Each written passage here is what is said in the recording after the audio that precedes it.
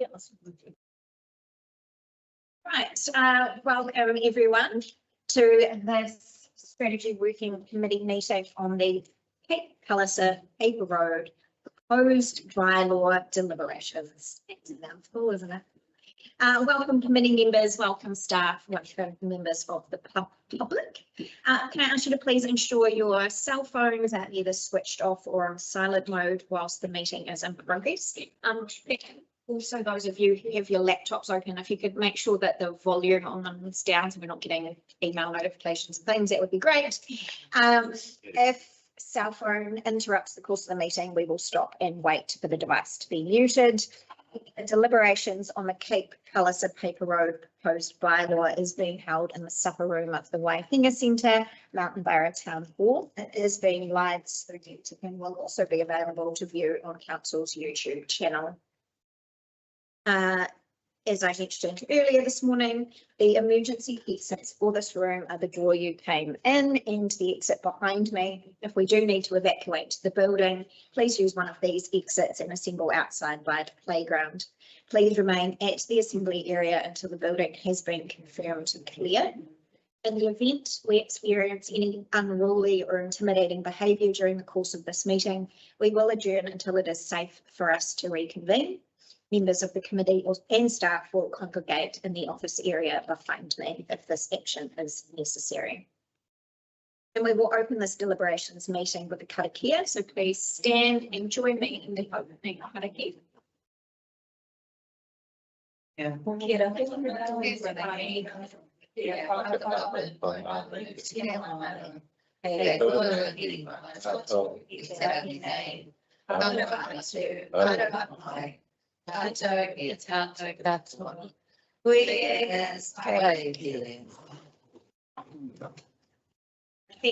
everyone. First item of business is apologies. I have an apology from Councillor Bosley, and I believe Violet will be joining us online. So for the moment, that would be an apology for lateness from Violet. Grab and move it, please. Thank you, Councillor Maynard. And seconded. Oh, happy to second. Thank you, Councillor Old. So all those in favour, please say aye. Aye. Aye. All those against, no. The motion is carried. Is Councillor Plummer going to be joining us? I believe so. Not sure where he is presently. Election. I think in action. Drew will be back. Yeah, wasn't going to be here for the vote. That's in. Are there any conflicts of interest to do this morning, please? No. Open acknowledgements and tributes with one from Councillor Olds, please. Yeah, no, thanks for that. I'd just like to pay tribute, I guess, to two people in particular who have recently passed, our South Wairarapa people, and one from Masterton. I'd like to acknowledge and pay tribute to Peter Gray. Peter Gray is of Gray Brothers Contracting in Greytown. Spent most of his life there.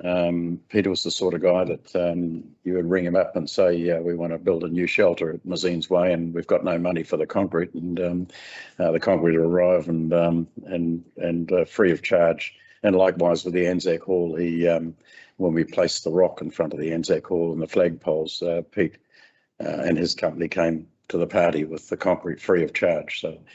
So he had a very good community spirit, and I'll miss Pete, he's a good mate. And the other person I'd like to acknowledge is Joe Hanson. Joe Hanson was 25 years on our coast as the dock ranger, and served our community wonderfully well in that area. So I'd like to acknowledge his passing as well. Thank you. Thank you. Both of the gloss to the community. Any further tributes or acknowledgements? No? We will move on to confirmation of minutes. We have several sets to consider. So we firstly are considering the Strategy Working Committee meeting minutes from the 3rd of September. Are there any corrections needed to these minutes, please?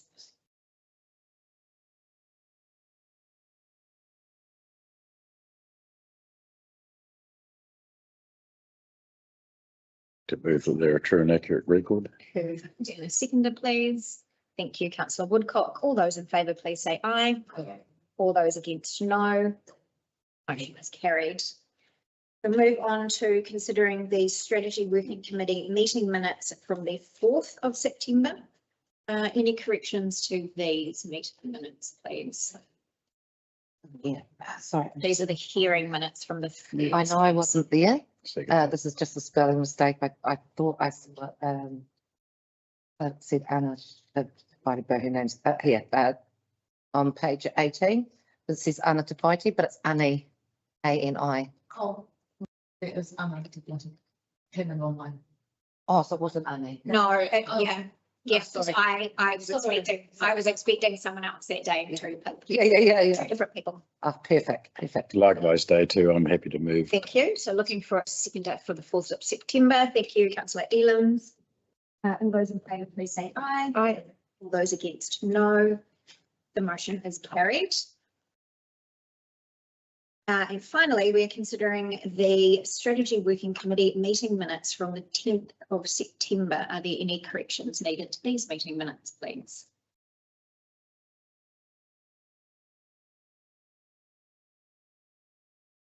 Doesn't sound like there are. I'm happy to move those minutes and I'm looking for a seconder, please. Thank you, councillor Maynard. All those in favour, please say aye. Aye. All those against, no. The motion is carried. That brings us to a substantive topic for the morning. We are now moving on to item 6.1, the Cape Palliser Road proposed bylaw report. We have Miss Hughes, Miss Hooper and Miss. Oh, We missed the public excluded minutes, have we? no, do public excluded and public No, these have excluded. been released. These have been released. So, yeah, so you, Next on for this. yeah, so there are two sets. Oh, or you move them all. They are in the public and the Yes. public domain. Sorry, I didn't move that. I don't have one on my script. The public excluded meeting minutes from the 10th of September. Any corrections? No, that being the case, I'm happy to move those ones as well. And I'm looking for a seconder. Thank you, councillor Woodcock. All those in favour, please say aye. Aye. All those against, no. The motion is carried.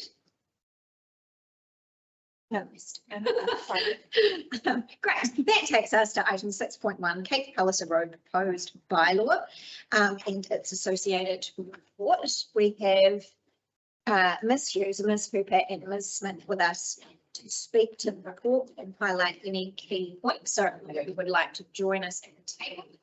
Correct. First off, I would like to receive the Cape Palliser Paper Road proposed bylaw report. I'm happy to move that. Seconder, councillor Elams. All those in favour of receiving the report, please say aye. Aye. All those against, no. Motion is carried. Would you like to highlight any key? You're going to take us, perfect. If you would like I to will. highlight any key points, that would be fantastic. My team are here to answer any questions throughout the session this morning, but I wanted to present the paper to you myself.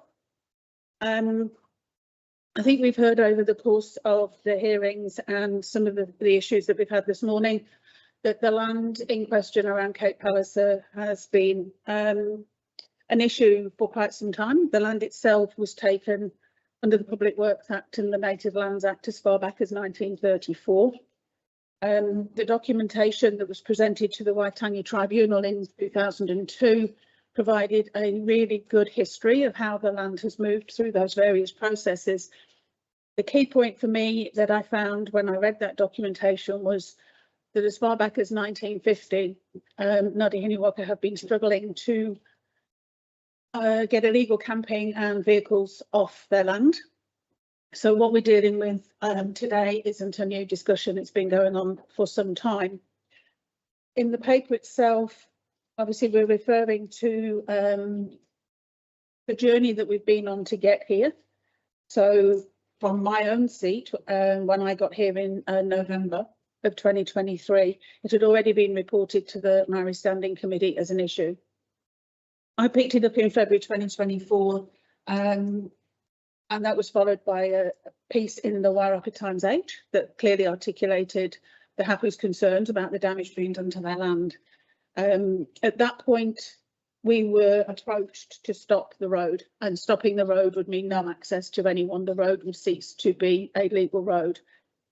So I established a team, and you've got 4 of them in the room today who have spent some time working on this issue to try and find a solution that doesn't stop the road, but also addresses the concerns and the issues that we've heard many times, including this morning. So that explains the timeline of how we got to here today. In terms of the consultation, I think it's fair to say it was unprecedented in terms of the number of submissions that received.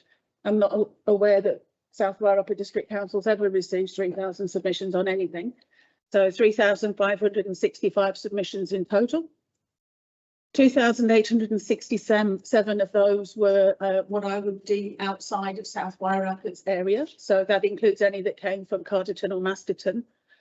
Of those numbers, 2,660 were generally in support of walking and cycling being allowed on the paper road. And there were various degrees of some supported horses, some obviously was still supporting vehicle access, so that there was a whole range of those issues.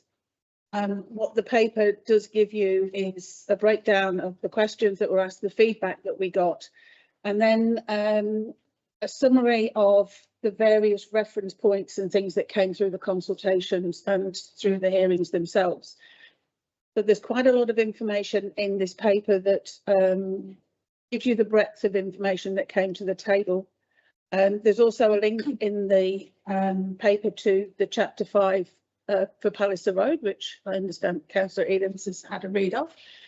I think that's where Harmy and I disagree about what the fencing requirement is that's in the documentation. Just for clarity, and I don't want to in any way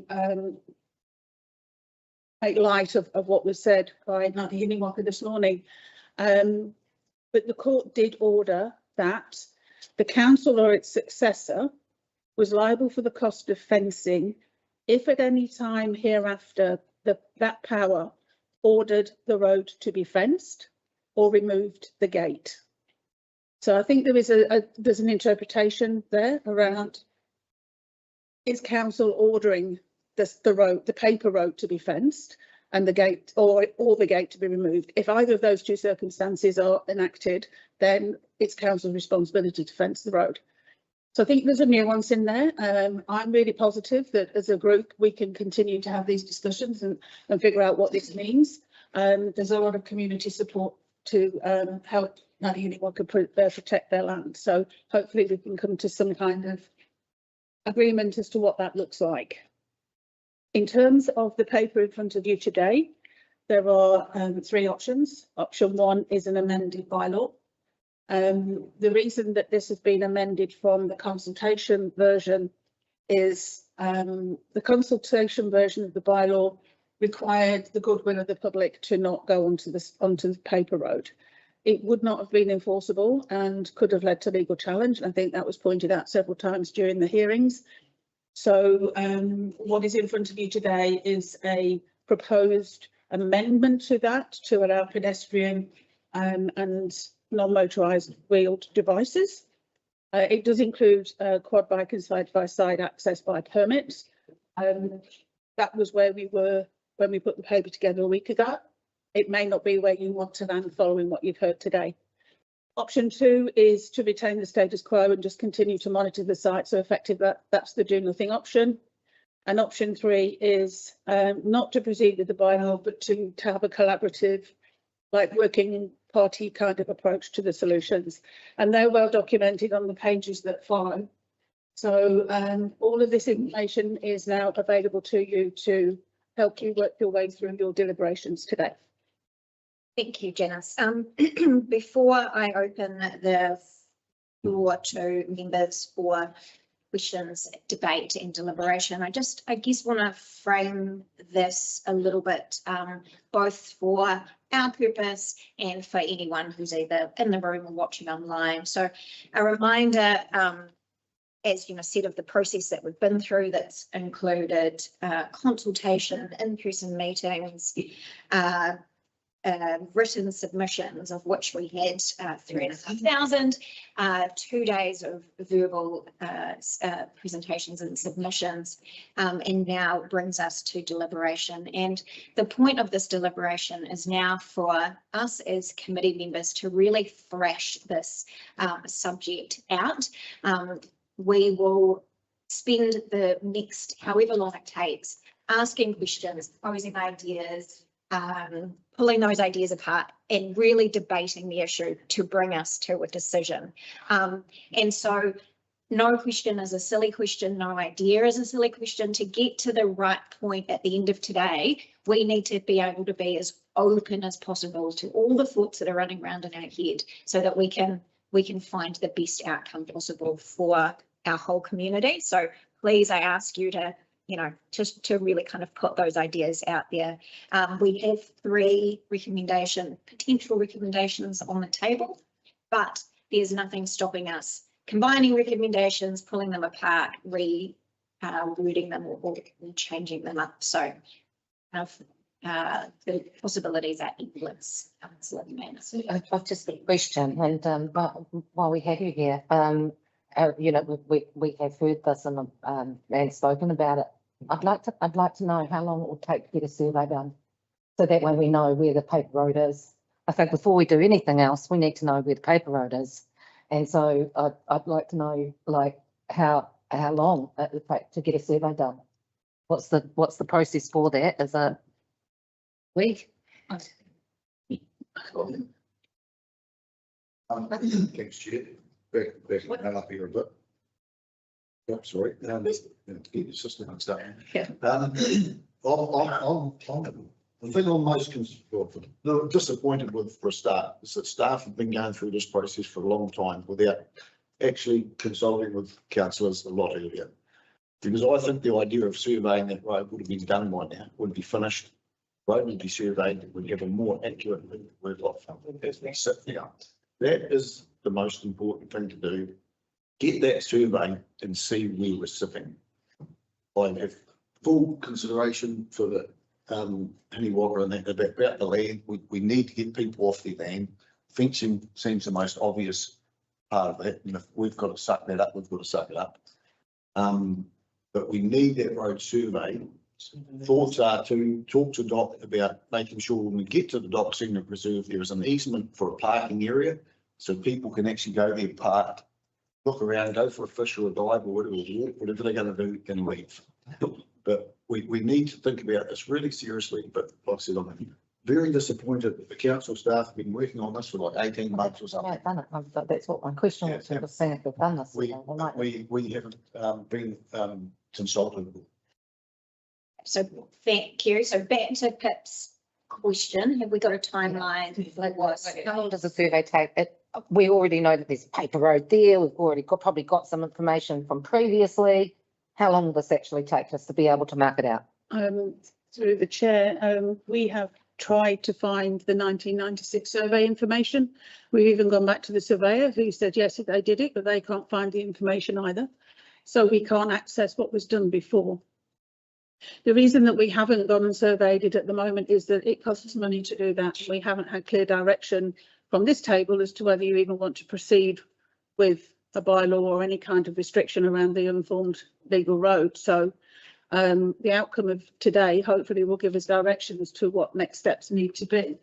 In terms of timeline, we would have to engage a valuer and get them on site. It could be months before we could get that done, because obviously they've got other work on, so you'd have to engage with the surveyor and see what their timelines look like. But for the same reason we didn't go to legal for the original bylaw, we haven't made a decision yet about what you want to do, so we didn't want to preempt anything at that point. Any other?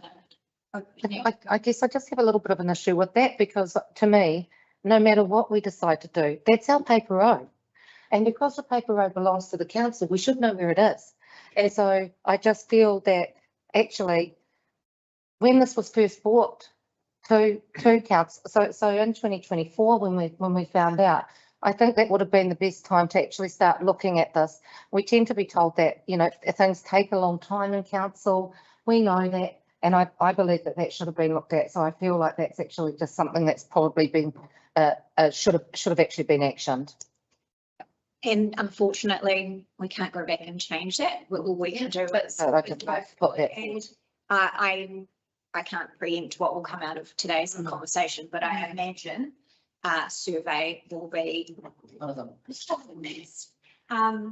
So with all that in mind, we have 3 potential recommendations, but I think outside of those recommendations, there are a number of factors to consider around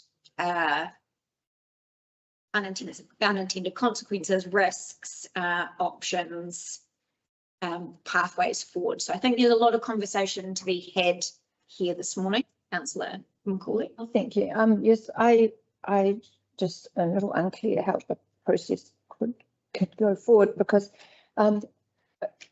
just personally I'm leaning towards option 1, but I would not want the quad bike aspect to be allowed to happen unless there is a road that can be fenced. So I can't see how one could approve. Can we do a conditional approval of a bylaw if conditions can be met? Or? So again, this table has the ability today to essentially chart our course. So through our discussion today, it might be that this council committee says to Janice, here's a list of the next 5 steps we wish you to take. And actually at the end of those steps, then it will come back to council to consider. We need to have that conversation. We are the masters of this plan. So if survey is recommended, then that would be Janice's first step. And then we would be saying which steps come after that. Councillor Elams and then the Mayor. Thanks, Chair. Just like to go back and certainly, reading through some of those stats in the paper, while we're all aware that there was 83% of the submissions were against the bylaw, I think one thing that we need to be remembering is that 72% of the submissions that we received have supported vehicle restriction in this process.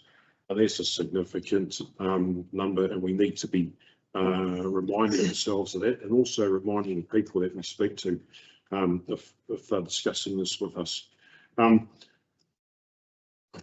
have a concern with implementing, whether it's bylaws or any other action that requires an enforcement provision, because we know that whether it's here in Martinborough or whether it's out at the coast, the fact that enforcing, whether it's a bylaw or enforcing the law, is going to be problematic, because we don't have that.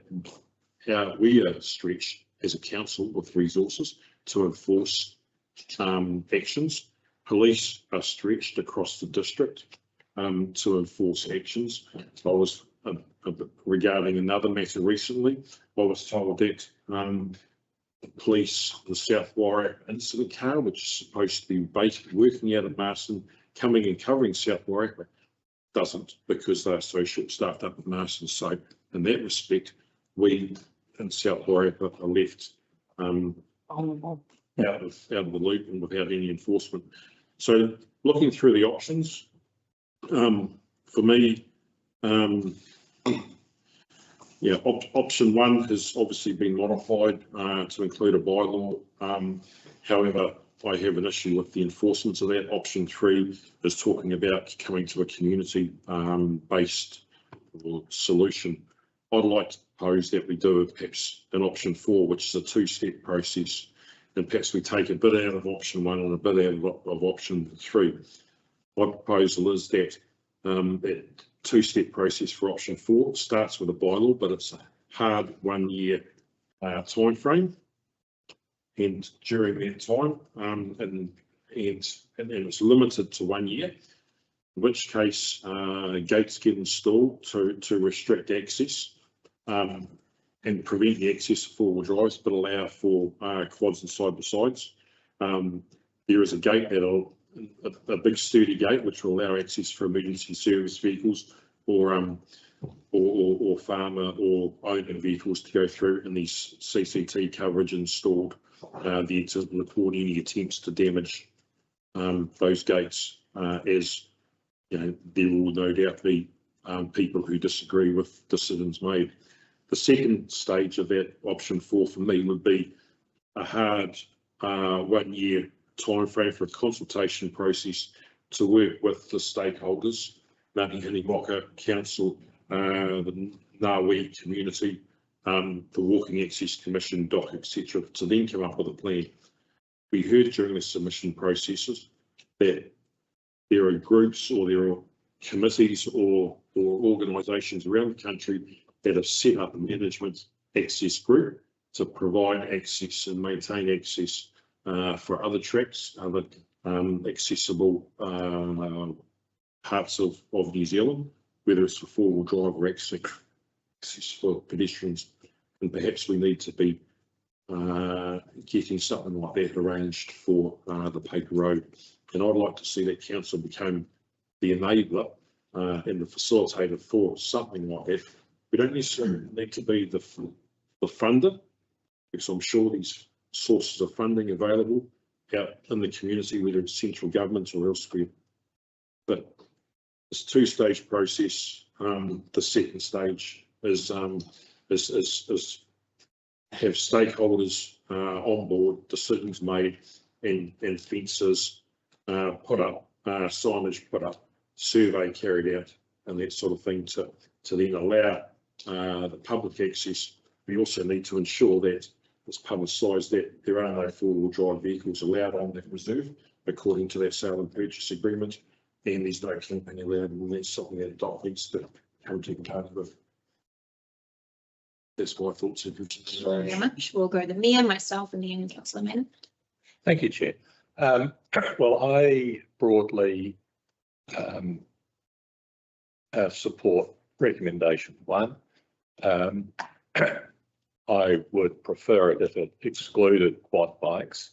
I wonder if a better arrangement is that there will be occasions when access is needed for emergency purposes, etc.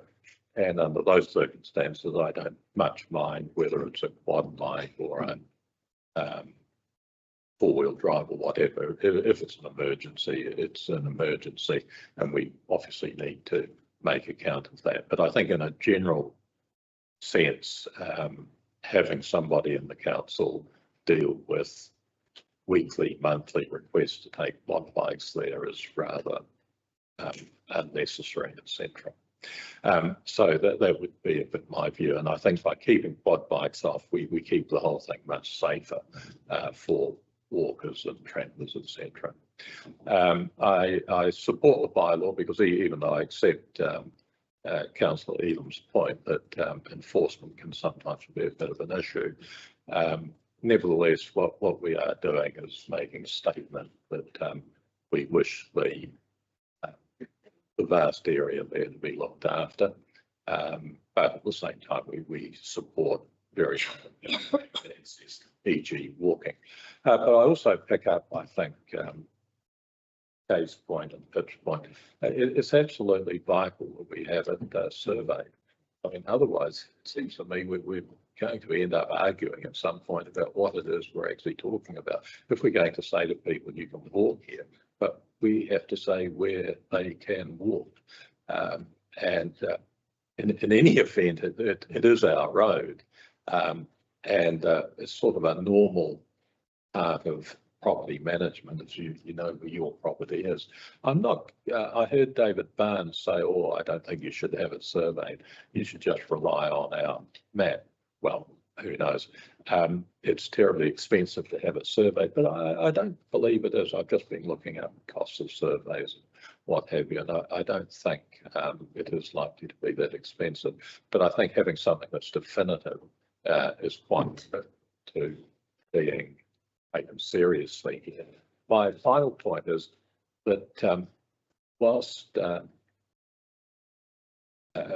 sort of enforcement is obviously an issue and something we should take care of, but you mentioned CCTV cameras, but modern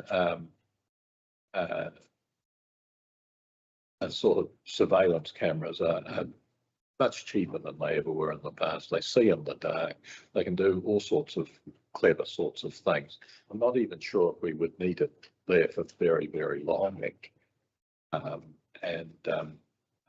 would suspect a couple of $1,000s for a few years, maybe 2 even, would go a lot. You only have to catch 2 or 3 people and the problem starts to go away. Thank you. Words from myself. I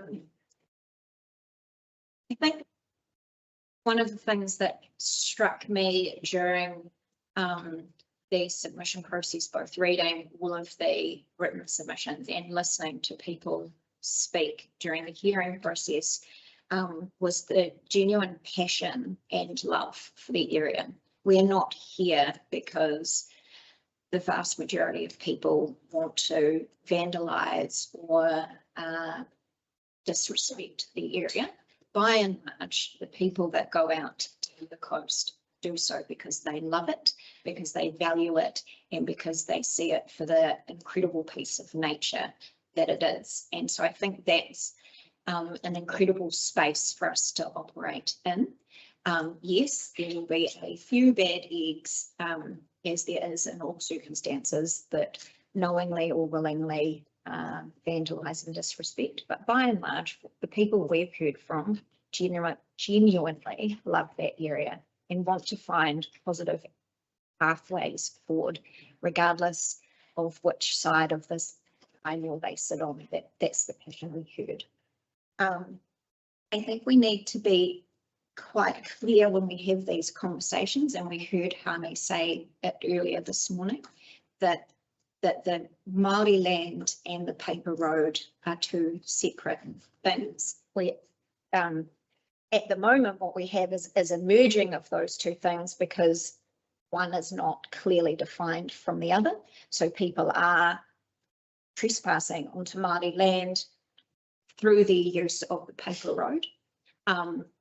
But that by and large, the 2 are different. I fully support a survey. I do not think we can move forward without a survey, because at the moment, one of the strong arguments that we heard throughout hearings and submissions was the road exists, you can travel it the entire way.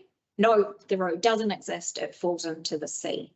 So we need to know definitively, is the road fully functional, or does it in fact fall into the sea, and therefore you cannot pass through without actually driving onto or walking or accessing Māori land or driving into the sea. So we need to know what we're dealing with. Like Councillor Elams, I have some concerns about both enforcement and unintended consequences. My concerns around enforcement are around the council's capability and capacity for enforcement. It's all well and good to make a rule, a bylaw, or a plan, but how do we enforce that? And we heard from Doc this morning that, surprisingly to most, there is no camping allowed at the stone wall, and yet that is a beloved activity of many, and Doc are not in a position to enforce that. They admitted that themselves, and nor is there any signage to tell people that. And what we heard over and over again through submissions is, we need vehicle access to this paper road because we love to go camping at the stone wall. Now, if we were all better able to work together and people knew that actually they weren't able to camp at the stone wall, maybe we'd be in a better position. But how do we logically and realistically enforce those rules that we put in place? As I mentioned, my other concern is unintended consequences. We heard from a submitter that a fence was put up and sorry, a gate was put up, and within several days it was stolen. And we heard from Harney this morning that a gate was put up in another area in that piece of land, and within several days it was burnt down. And I worry about, again, links to enforcement, that if we put in a bylaw, regardless of what that bylaw is out there, and are not in a position to enforce it, what unintended consequences do we put on that land and on the mana whenua out there? Because I would hate to think that we, in an attempt to do the right thing, restricted access, and what we actually did was put a whole lot of unintended attention on those landowners for a decision that they've asked for. There was a question raised this morning around whether or not a bylaw is in fact the best course of action, or whether other general laws like willful damage, etc., would be more impactful for protecting that private land. And I'd certainly like to see a process where we can explore those kinds of options. Ultimately, I think I probably broadly agree with Councillor Elams. I think, to my mind, a stakeholder group is a place, because where we have landed is 72% of people broadly agree that restricting vehicle access is the right pathway forward. But I think there's quite a bit of work to be done on how do we enforce that? How do we better mark the road? Is that some sort of marking border? Is it fencing?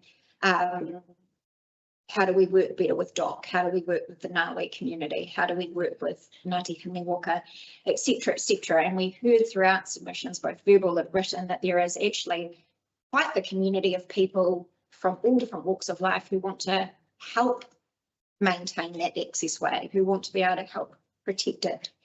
So I think there's a pocket of work still to be done to get us to the best long-term outcome. And so I would hate to think that we make one decision today and we don't have a mechanism in place for long-term enablement, protection and access. So I think that there is a space today for us to have actually a multi-step process, surveying and a sort of short-term action and a long-term process going forward. So that's where I am thinking, but I'm still mulling through what the best steps for that are. Councillor Maynard and Councillor Olds.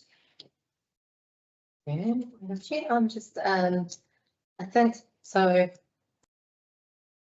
I'm liking where this discussion's going, but for me, I mean, I can see option one. I don't want to leave this a lot, you know, because I think we actually need to put some things, get them done now. We've gone through a big process, and I think that some things need to be done now. So one of the things that you know, I think is that while the survey is being done, so I like the idea of a huge timeline, but we haven't been able to confirm when it starts, you know, like because for the survey.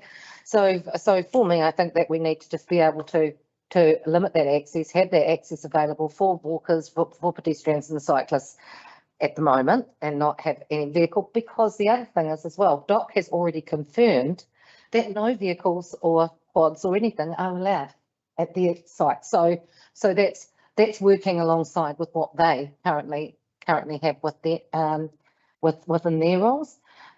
You know, there's a big post that's out there when you first walk out through the gate, and there is a post that's already there that could easily just have like a sign that's put up there that says, you know, with an arrow that way, this is the way to the, you know, public access.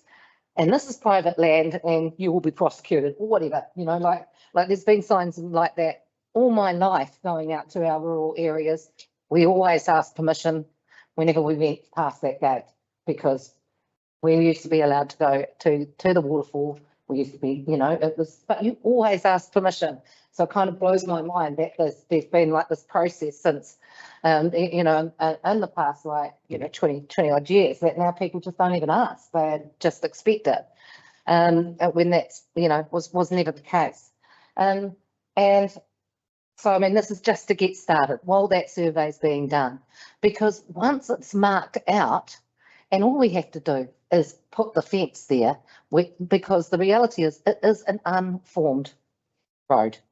So if it's marked out and it falls into the sea or whatever's left, if some of it is only 5 metres wide, well, no. And then other parts of it is 20 metres wide, well, no. So then you can work out whether or not there is availability for any type of vehicle access. But the thing is, we just don't know.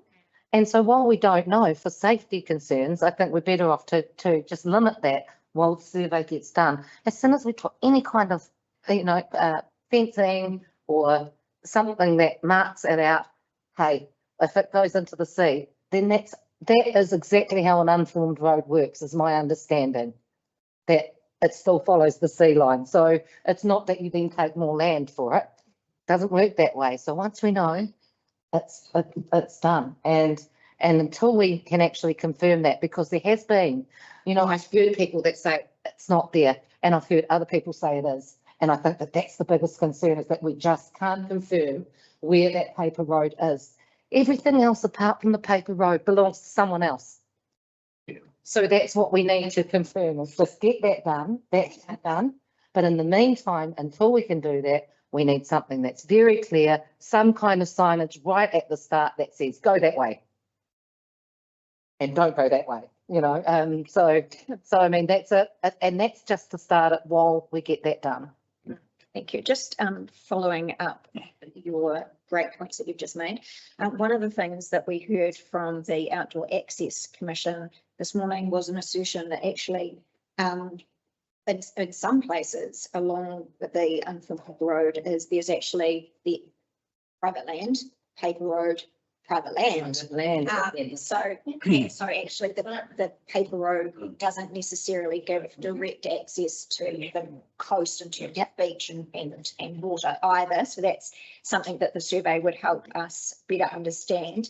And just before we go to Councillor Olds, Janice, can you just, or the team, are you able to give just a little bit more definition to the situation, or where the council's standing is with an unformed paper road? So we've heard an unformed legal road. So what we've heard through submissions is if only council would maintain the road, if only you'd put you know, digger through there and scrape it so that I can drive my car through there, that would make it all better. Councillor Maynard clearly states that if we can survey it and then we do lose part of the road to erosion, we aren't there in a position to have to keep reclaiming land. So can you just give us some background onto what council responsibilities are in terms of an unformed legal road? In the first instance, it is an unformed legal road. So all it's doing is defining a 20-metre strip of land that was taken for the purpose of a road, but never formed with what you would see on a normal highway. So there's no base course and build-up of a pavement layer on it. We are, whilst we are the road control authority that has responsibility for the road, we aren't required to maintain an unformed legal road. And Tim, please jump in here if I'm getting this wrong. And equally, if an unformed legal road goes into the sea, the actual road itself does not deviate from its path. It remains unformed legal road even when it's in the sea. So there is no move it 5 metres that way, take a bit more land to give you continuation. That is not how it works with an unformed legal road. But Tim probably has way more knowledge on paper roads than I do. Thanks. I've heard this morning about the survey. One of the criteria of paper road is that the road control authority spends no money on it. So that's the reason in itself survey hasn't been done. and it maintains its status as an unformed legal road. As part of that, no money being spent, there's no requirements to maintain it to any level of service. And that also negates the council's liability for health and safety if anything happens on that strip. The survey has been done, there'll be survey plans around, it just hasn't been carried out on the ground physically. And that's not a big job, it's probably only a day to the survey with today's Okay. GPS information. Yes, I don't know, so that's why there's no work being done on, because to bring it to a vested maintained road needs council resolution. And we don't even go down that track, because once that happens, liability falls with the council. Councillor Old and then Councillor Woodcock. Right, had a few notes as I was working my way through this process. Firstly, I want to thank Janice for getting a team together to deal with this issue that's been ongoing now for, oh, God knows how many years. So I congratulate you, Janice, and your team for presenting to us some options, and also having that mahi with the hapu as well. And I think that's really, really important, because we've got to a stage now where we're in a position to make a decision about this paper road, not unformed paper roads future, and also to protect the land that unformed paper road boundaries on either side.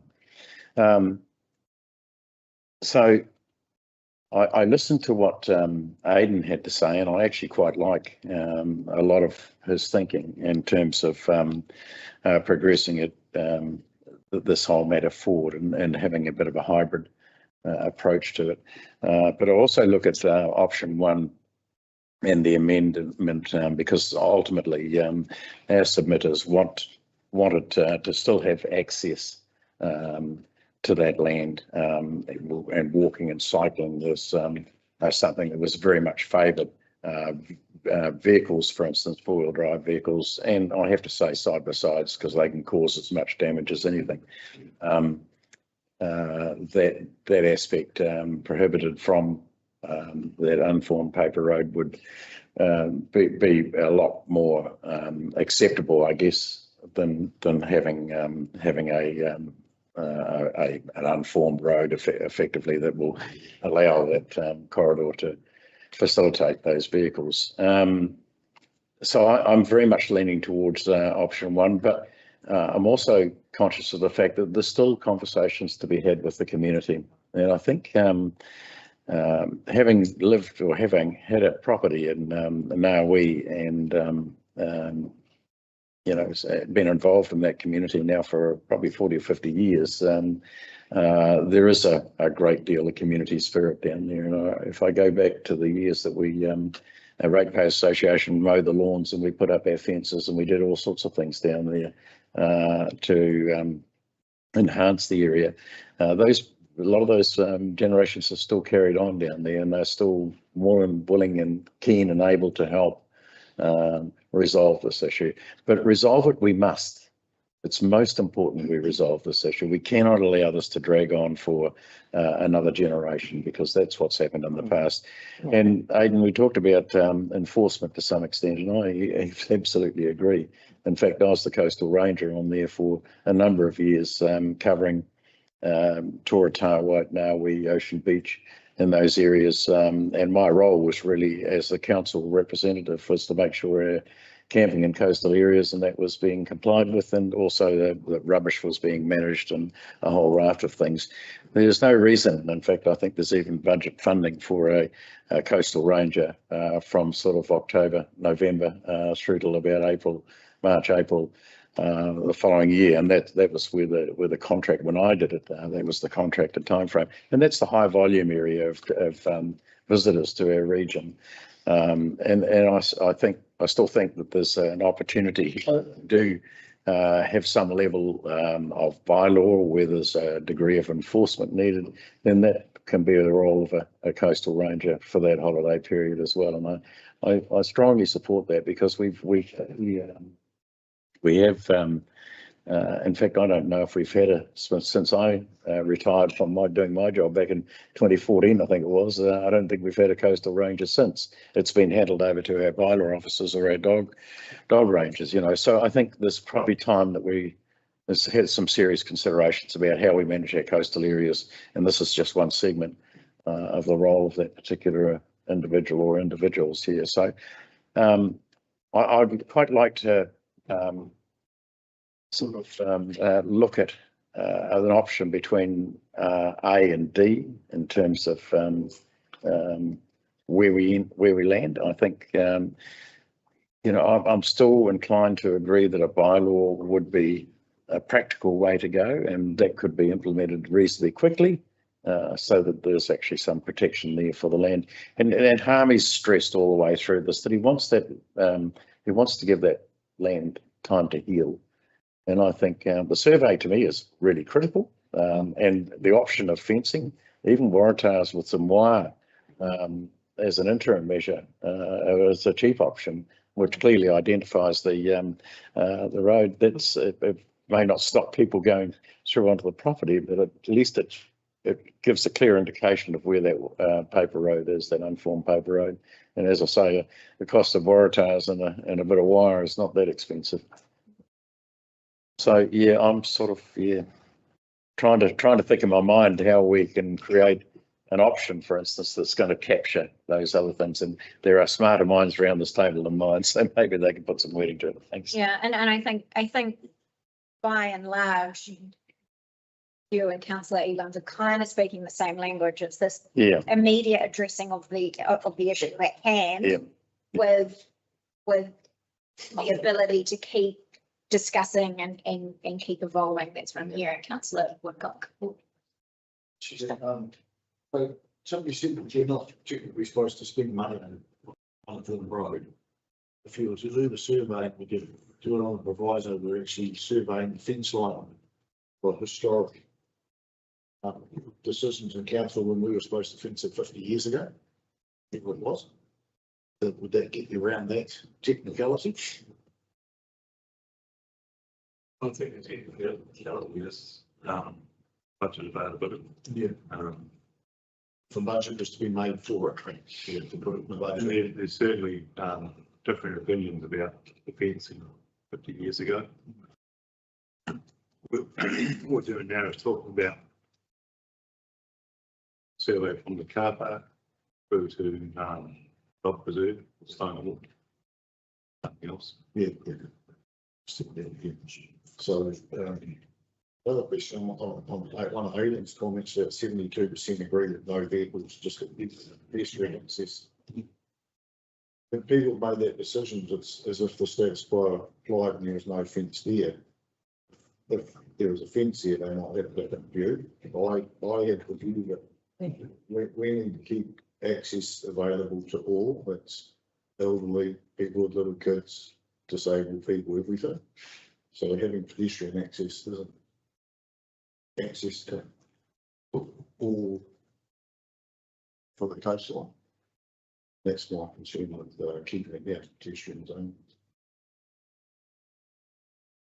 Yeah, Councillor Maynard, Councillor Elams.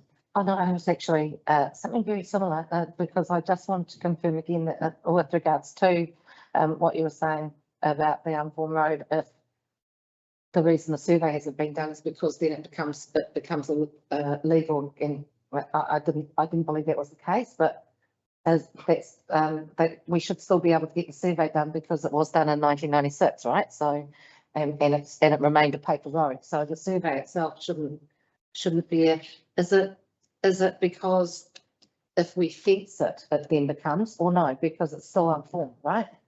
To move from unformed legal road to a operational road, it'll need a council resolution.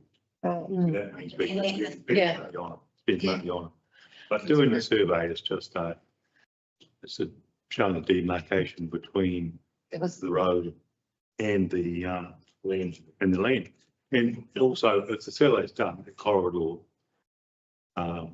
defines the extent of the bylaw and the enforcement the council enforcement of the bylaw is only within that strip of road. We can't control what happens on the private land. So that's the response. Except only that narrow corridor. Which brings me back to my Yeah. earlier statement, which is making sure we keep in our minds the separation between privately owned land and the paper road. The two are separate. Because so I guess my biggest thing is that I think we still need to have a gate there that provides emergency access. So that is a concern, just because if people are using the paper road and they have an accident on the beach or hurt themselves, I think we may still need, it's only at that time for emergency. That I don't know. I don't know how we'll do that. Yeah, I don't worry about that. I find the emergency access component quite interesting because in my simple brain, if there is an emergency, then the emergency services, regardless of what vehicle Exactly. they're driving, They come out. All cutters. Yeah. Absolutely. yeah, surely we're not like going, oh, the emergency services now need to use a device for emergency access. Exactly. In saying that, I've done work for council where that exact reason we had to put a gate in, supply them with keys, everything had to be done for emergency services to get through a similar situation in rivers. So, there was a, Could, through the chair, maybe provide some comment to that. So essentially there would still be a gate in place because there's also other landowners. So they still need to be able to get in and then access their land like they do naturally now through the private property with the approval from the landowners. So it would still need to be a gate, which would obviously be a vehicle access gate, which would then allow access for fire brigade. And the understanding would be that the fire brigade would hold a key so that if they needed to get out there, they would have access to that immediately. And there would be like a smaller gate for pedestrian access or bikes was the option. And there would be a gate that ultimately, gave that access. But yeah, and the gates would be one of those, larger forestry gates. Currently the gates that there has been there since I think I was born, and it's not fit for purpose. So it would need to be a more, solid gate, which the ones I think they use in forestry, which are some recommendations. Yeah, we've got recommendations from Doc about what they use. Sorry. If that helps. Let's ask you a question before we move on. If the direction of this table is an interim action and for argument's sake, an interim action survey and further long-term work, does a bylaw, is it still a bylaw if it's effectively temporary, if there's a timeline on it for say 12 months or a finite period of time? Like, does a bylaw have the flexibility to say X for this period? Understand that you can put into the bylaw a period of review, so it doesn't need to be the statutory requirement. I think in our original bylaw was the renewal period of 3 years. I think it's 5 or 7 under legislation, so you can definitely put a proviso in the bylaws that it will be reviewed in 1 or 2 years' time. And if it's not fit for purpose at that point, then I believe the review point is when you would make alternate changes. We currently have a recommendation, and I'm just picking up on Councillor Old's point where he said Hami and Hapu have asked that the whenua has a period of time to heal. And we've got a potential recommendation in front of us that says a bylaw that prevents vehicle access.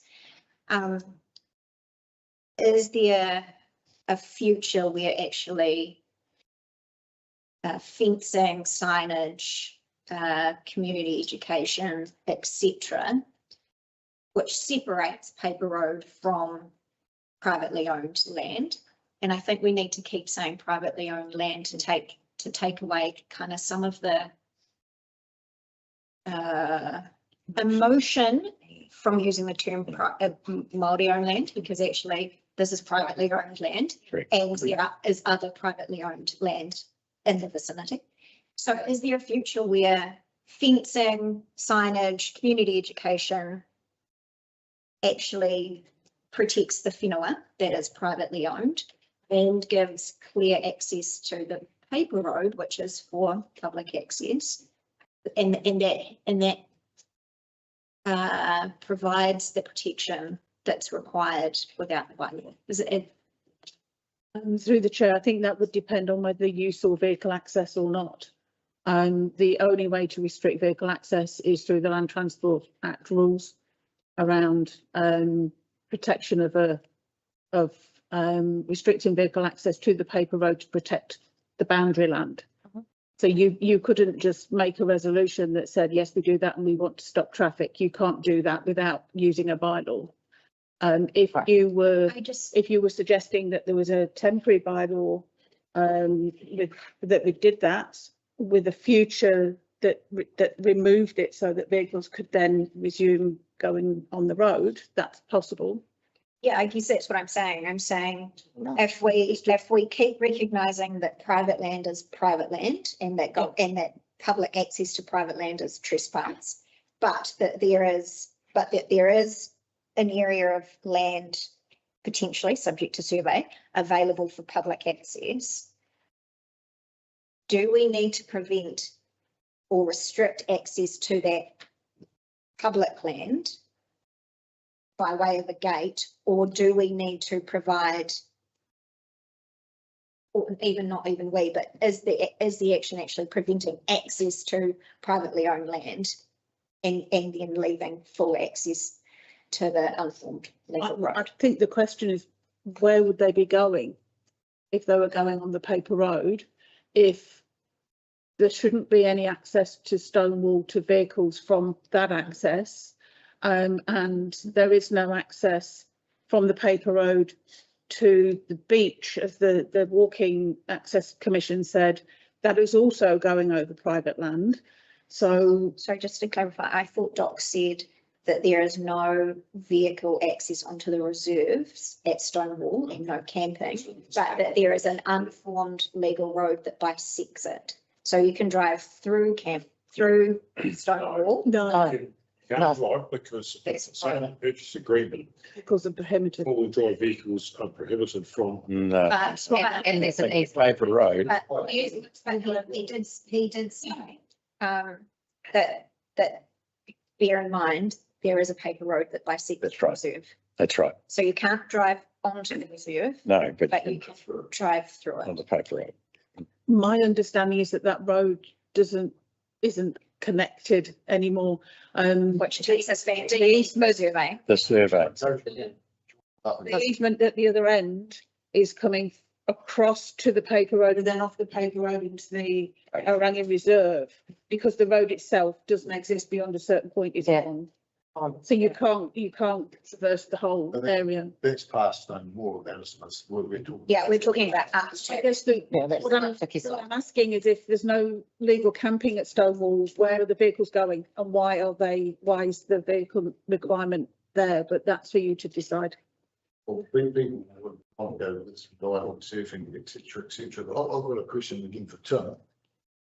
Get around the Bible aspect of it. How long can you put temporary traffic management and actually put a road closed at the end of the 30 days. road and actually close it other than pedestrians for 12 months while we get surveying done, et cetera, and then come up with a final option? I think the maximum 3 months. You can't. What do you think you like? Trevor? That's the two signs at the end of the road, what's going to cost, you know, the sign at the end of the road saying road closed except for, pedestrian access. If you can do it for 3 months, you can do it for another 3 months or another 3 months. Obviously, they've been done. Yeah, well, Yeah. even surveys, rather than going down the Bible aspect, we've I just done think it for years or whatever, Vital. a lot of costs to give it.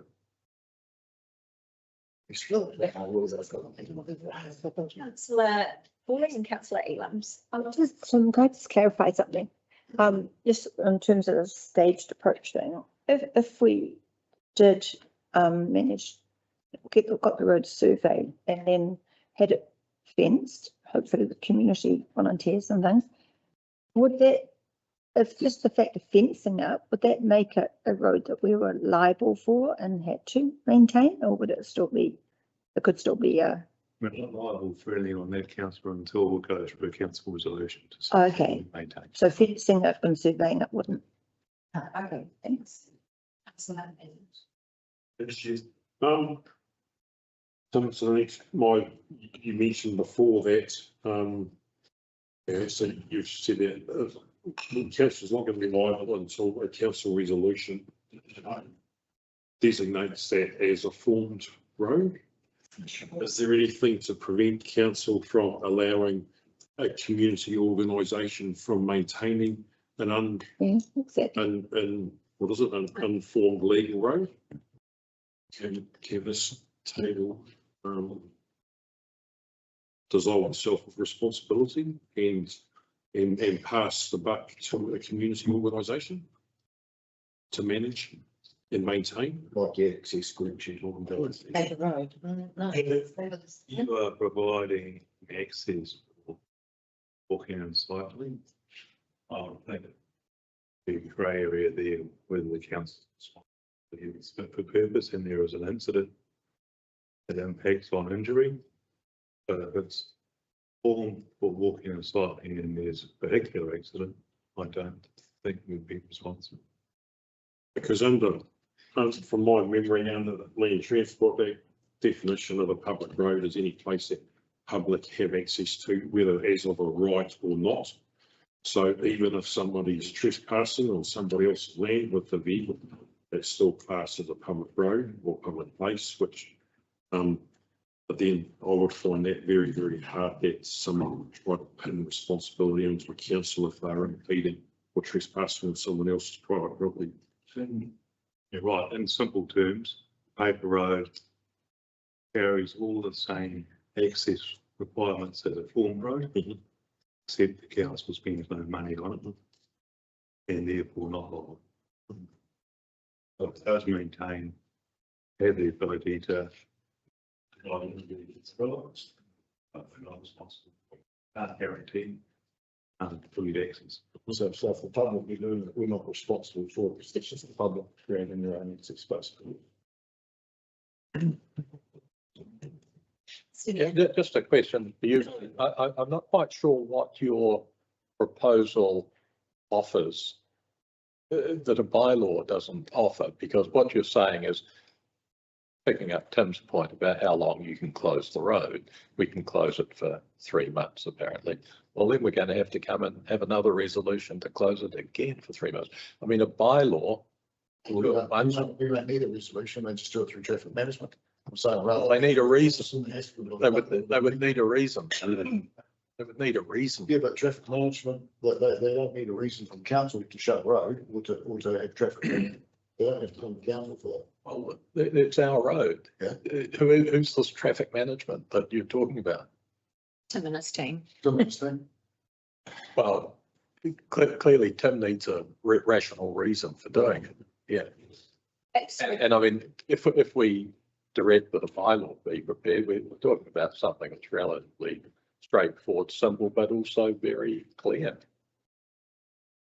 I think the Act also states 3 months closure is due to climatic.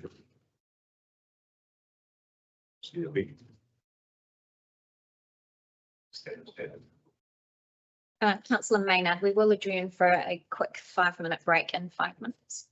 Oh, We're having lunch at that. oh, well, actually, Break. because I was going to say that actually, you know, I mean, I'd like to put forward option 1 with the no only available for pedestrian and non-motorised wheel devices access along the paper road as it says there.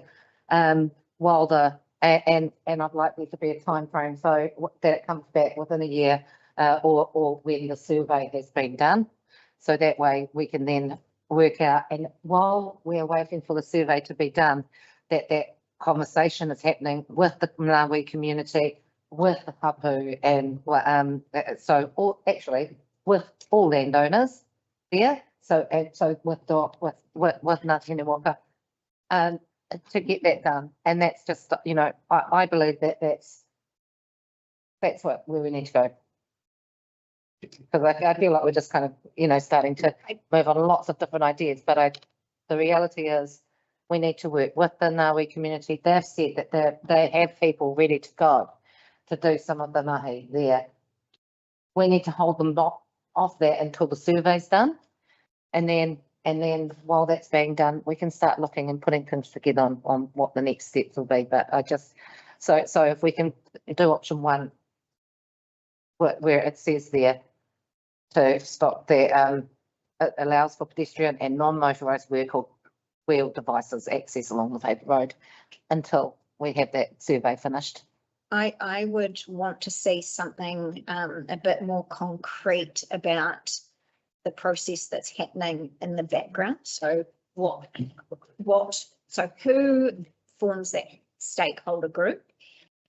What they're looking at, what points they're discussing, what they're taking into consideration, and kind of a view to what the outcome is. And I'm still not clear that I'm not against option 1 as the bylaw, but I'm just still not clear that if we just say option 1 plus essentially 3, that at the end of 12 months, we've been particularly clear about what the process would be then.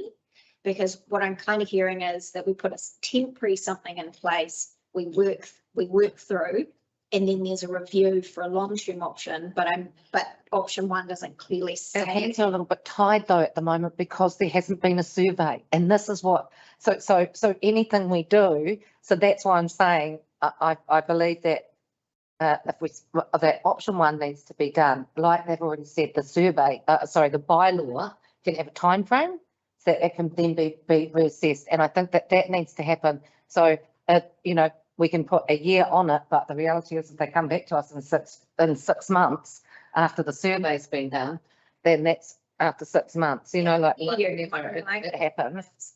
In 6 months or 12 months, there'll be a new council at this Yep. table. And if all we've said is a bylaw for 12 months to be reviewed, we've not really given any long-term direction or accountability or protection going forward. So that's That's where I'm confused. Not confused, concerned. Councillor Holes and Councillor Evans. yeah. So it's saying, I still see a role for the community to play. Right.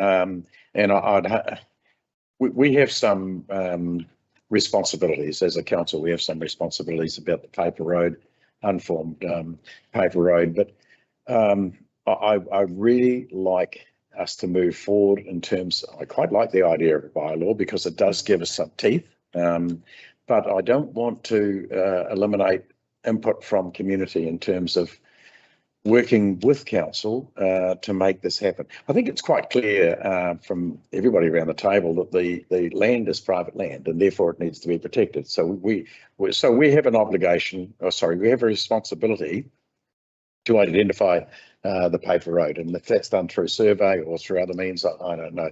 But we have a responsibility to do just that. And if we're going to move ahead with pedestrian and cycle access on that particular road, then we need to get buy-in from our community that is something that we can actually manage. In terms of enforcement, well, that's a conversation that we can have at a later date. But to move ahead, we have to have a bit of a hybrid in terms of option 1 with the bylaw and also engaging with the community. Put some timeframes around it as well. I think to get something concrete, and we really should get a bylaw which is concrete from day one. The moment it goes as a resolution to council. The other bits and pieces, we set a timeline of 3 years is what Harmy asked for to heal the land, and let's so let's lock that side of it out. That's the privately owned land. Focus on what we have as our paper road and. All right, Councillor Elam's, Councillor Woodcock, and then the men. I'd like to go back to my original coin that we do in option 4, and the first stage is do the bylaw, but it's for a hard 12-month period. But we allow quad bike and side-by-side access. We don't go down that permit because that's administrative and complicates the matter. But at the same time, as soon as we've set up that bylaw, then suggestion about the survey, I think Tim has already said it could be a 1-day or a 2-day job for somebody to walk along there with technology available now. And then that group, the management access group, gets set up with all the stakeholders, Ngāti Hiniwaka, Ngāwi Community Council, DOC, the Walking Commission, Heritage New Zealand, some of those guys from that New Zealand Four-Wheel Drive Association who had experience with those management access groups in the past. And we pull those people together so they start working from day one. So it's not like in 6 months or 12 months as we get closer to the end of the bylaw that they start working together and start talking.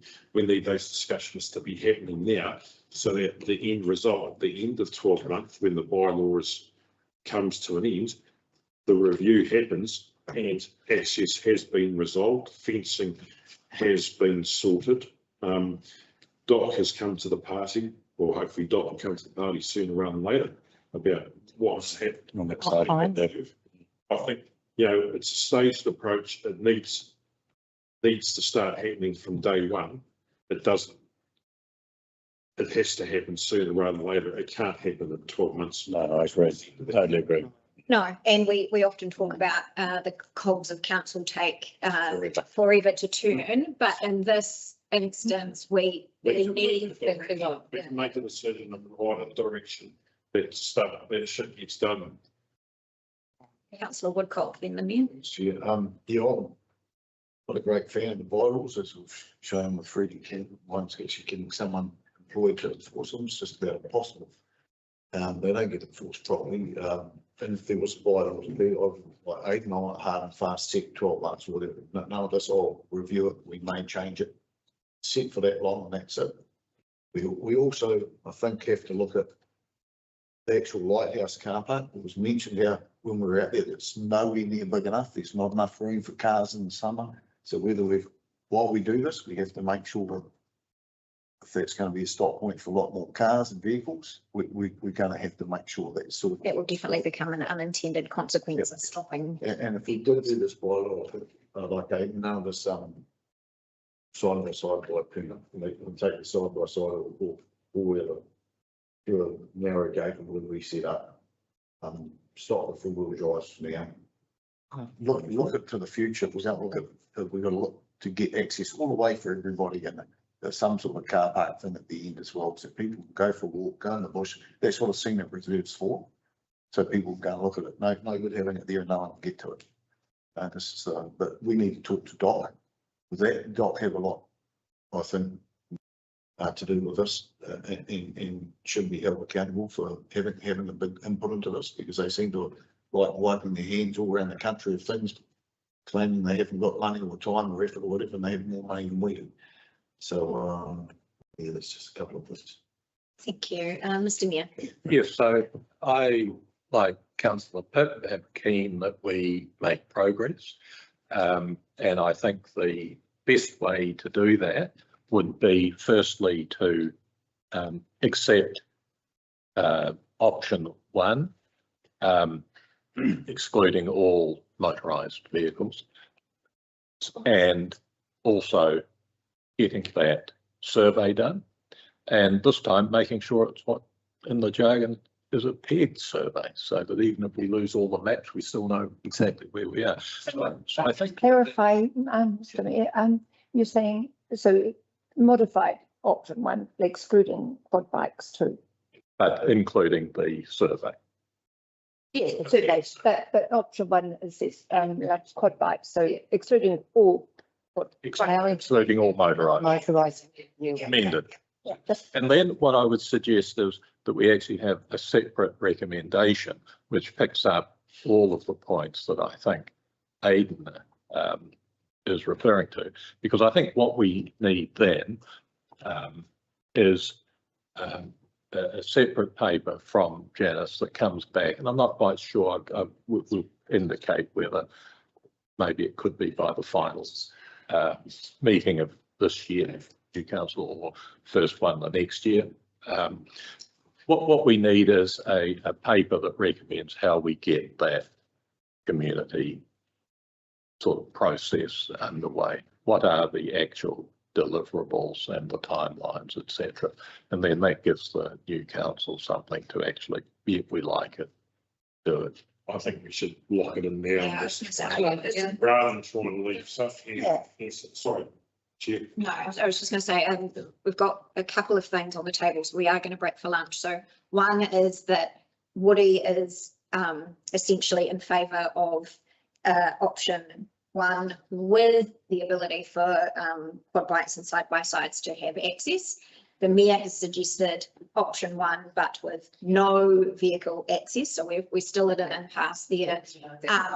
And we do also have the Aidan is wanting some parameters for the stakeholder or access management group set up now. And the mayor is suggesting a paper sometime in the future. So we've got some things to discuss still. So we will stop for lunch. I just want to ask a question.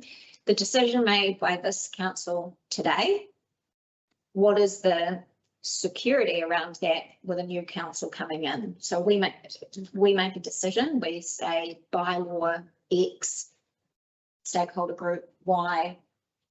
Can that potentially be changed, undone, amended with a new council? I defer to Amy, but I think the incoming council could bring a resolution back to the table for revocation. Yes. If it's the same, if it was done at, interestingly, if in the new council we don't have a strategy working committee and standing orders said it has to go back to its decision-making point, would that step up to council? The council. But I don't know if there's any legality stuff around it being a bylaw. So I don't know whether anything comes to. So impact the that. making point is council under law. If it's a bylaw, it would have to, it would We have will to go make a back. recommendation to council for the aim. Yes, It's a bylaw. Yes. Council doesn't pass it. Yeah.